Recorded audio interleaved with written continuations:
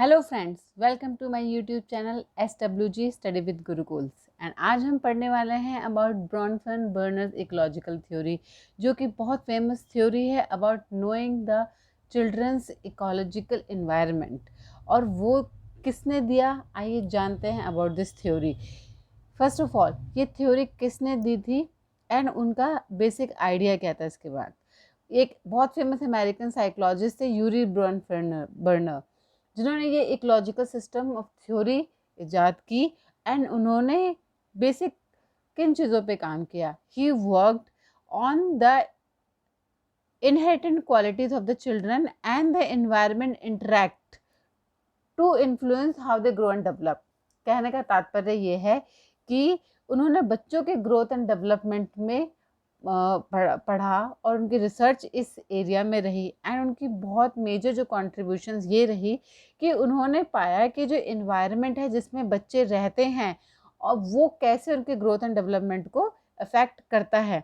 He emphasise the fact कि there is very much importance of studying the children in multiple environment, जिसको कि इन्होंने ecological system का नाम दिया। उनका कहना था कि बच्चों को डिफरेंट मल्टीपल इन्वायरमेंट्स पे अगर हम जानें और पढ़ें तो उससे जो है बहुत सारी चीज़ों की अवेयरनेस होती है।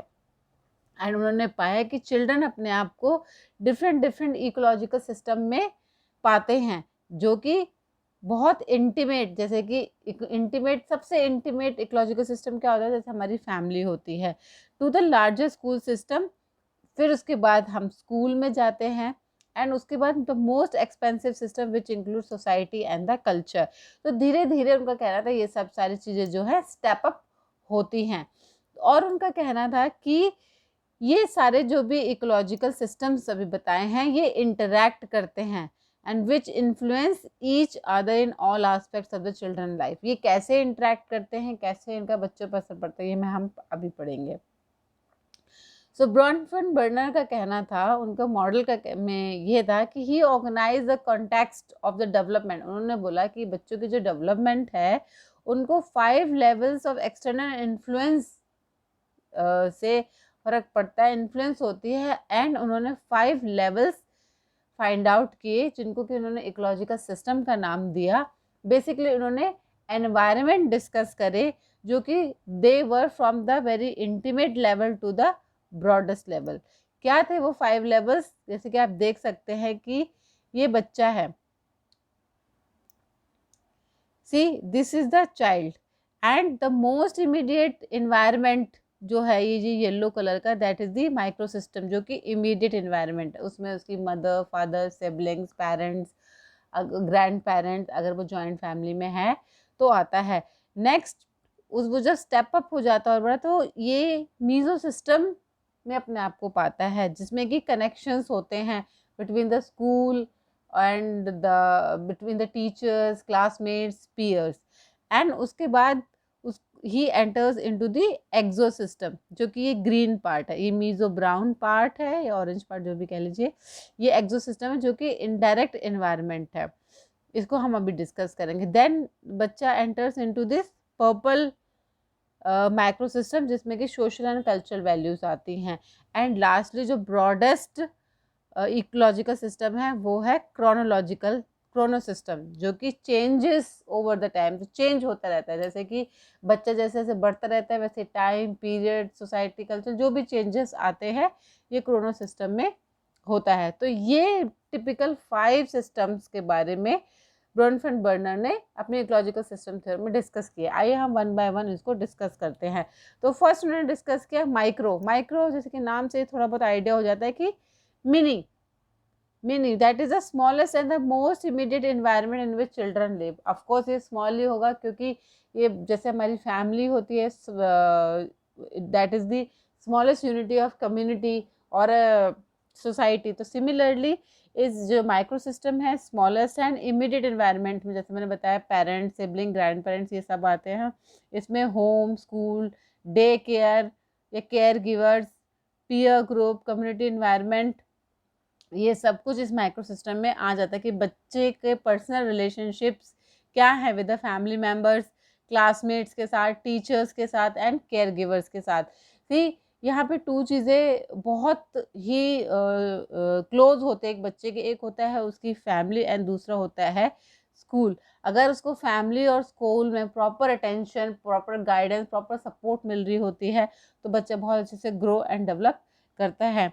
सो द मेन बात जो ब्रॉनफेल्ड बर्नर ने अपने इकोलॉजिकल सिस्टम में, इस इकोलॉजिकल सिस्टम में उन्होंने बताई कि ज़रूरी नहीं है कि जो टू सिबलिंग्स हैं सेम इकोलॉजिकल इन्वायरमेंट सिस्टम मिल रहा हो तब भी वो डिफरेंट इन्वायरमेंट की अनुभूति करते हैं। कहने का तात्पर्य ये है कि सेम स्कूल में, सेम क्लास में बच्चे पढ़ते हैं और सभी टॉप नहीं करते हैं या सभी की प्रॉब्लम सेम नहीं होती है। सिमिलरली फैमिली में भी 2-3 सिबलिंग्स होते हैं तो सबकी प्रतिभाएं, सबकी समस्याएं अलग अलग होती हैं।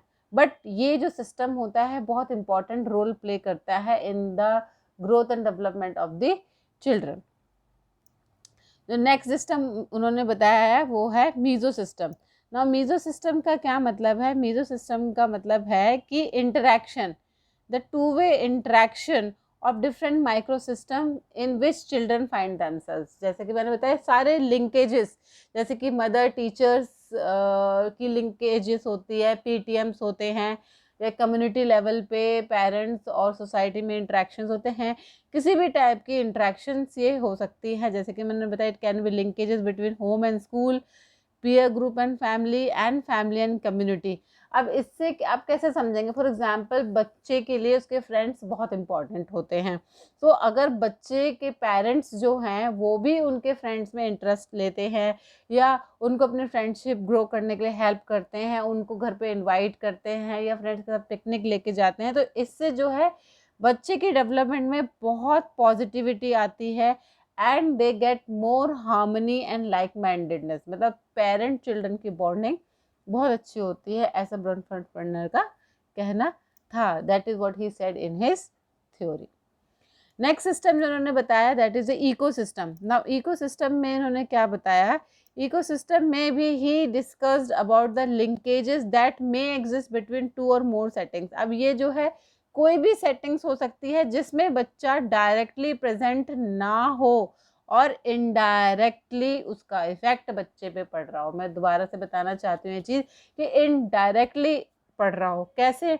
जैसे कि पेरेंट्स का वर्क प्लेस हो गया, एक्सटेंडेड फैमिली मेम्बर्स हो गए या पड़ोस नेबरहुड हो गए। कैसे? जैसे कि कोई फादर है उसको प्रमोशन चाहिए और बहुत हार्ड वर्क भी कर रहा है बट उसका बॉस उसको प्रमोशन देता नहीं है और चिड़चिड़ाता है उसका फादर, और घर आके वही पिटाई और लड़ाई झगड़ा करना ये सब होता है। तो इससे इनडायरेक्टली बहुत इफेक्ट पड़ता है बच्चे की growth and development. Similarly when we talk about the extended family members, आपने ज़्यादातर देखा भी होगा आज के सिनेरियो में बहुत बड़ी फैमिलीज़ या बहुत बड़ी जॉइंट फैमिलीज़ वो तो ज़्यादातर एग्जिस्ट करती ही नहीं है आजकल, बट होती भी हैं तो ज़्यादातर इनमें लड़ाई झगड़े होते रहते हैं, चाची ताई फूफा यानी इन सब के। तो ये सब लड़ाइयाँ और समस्याएं जैसे आ जाती है, फाइनेंशियल प्रॉब्लम्स आ जाती है कि किसी को ज़्यादा प्रेफरेंस मिल रही होती है बच्चे को या किसी को कम मिल रही होती है इन दैट फैमिली यूनिट, तो ये सारी चीज़ें भी उस बच्चे पे फ़र्क करती हैं। नेक्स्ट इज इन नेबरहुड, पड़ोस। ये बहुत हमारे बुजुर्ग ने कहा है कि हमारा पड़ोस अच्छा होना चाहिए, हमें पड़ोसियों से बना के बहुत रखनी चाहिए। वो क्यों? क्योंकि ये भी बहुत इमीडिएट, फैमिली के बाद यही लोग होते हैं जो कि हमें हेल्प कर सकते हैं, जिनसे हम बहुत कुछ सीख सकते हैं, गलत या सही जो भी है। और कोई ऐसा पड़ोसी है जहाँ पे अल्कोहलिक रहते हैं या फिर ड्रग एडिक्ट्स रहते हैं, इससे भी बच्चे पे बहुत बुरा असर पड़ सकता है, खासकर उस एज में जब उसको समझ नहीं होती है। सो इन दिस सिस्टम, इकोसिस्टम, ये सब चीज़ें जो हैं इनडायरेक्टली बच्चे पे इफेक्ट करती हैं। तो next is the macro system, that is the macro, जैसे नाम से ही पता चल रहा है, it is the largest and the most distant collection of the people and places to the children that have significant influence on them. ये largest system है एंड बड़ा है, बहुत बड़ा है, क्योंकि इसमें जो है बच्चे को बहुत सारी चीज़ों से प्रभावित होना पड़ता है या हो जाते हैं, जैसे कि कल्चरल पैटर्न्स क्या हैं, वैल्यूज़ क्या हैं, उस जिस कल्चर में वो पल बढ़ रहे हैं उनके बिलीफ और आइडियाज़ क्या हैं, वहाँ का पॉलिटिकल और इकोनॉमिक सिस्टम कैसा है। फॉर एग्जांपल कि अगर आप सीरिया की बात करें, सीरिया में आए दिन लड़ाई झगड़े होते रहते हैं, वॉर होती रहती है, तो क्या वहाँ पे वो प्रॉपर डेवलपमेंट होती होगी बच्चे की? नहीं, वो बहुत साइकोलॉजिकली डिस्टर्ब रहते हैं। इनफैक्ट आप डॉक्यूमेंट्री कभी देखिए BBC या नेशनल ज्योग्राफिक चैनल पे, तो आपको पता चल जाएगा। तो मेरे कहने का तात्पर्य यही था कि children who are in war torn areas may experience they cannot have that proper development in the as they other children have in the peaceful environment.